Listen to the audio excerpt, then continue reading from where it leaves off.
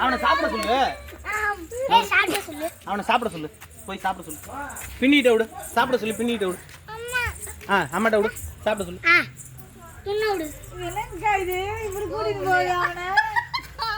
இவனை அடிக்கலாமா?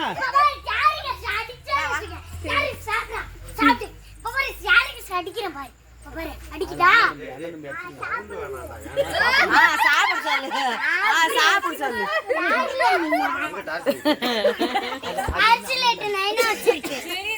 மாமா உனக்குதான் சப்போர்ட் பண்ணுது. என்ன அடிக்கலாம் அப்புறம் ஒன்னே அடிக்கும் போ.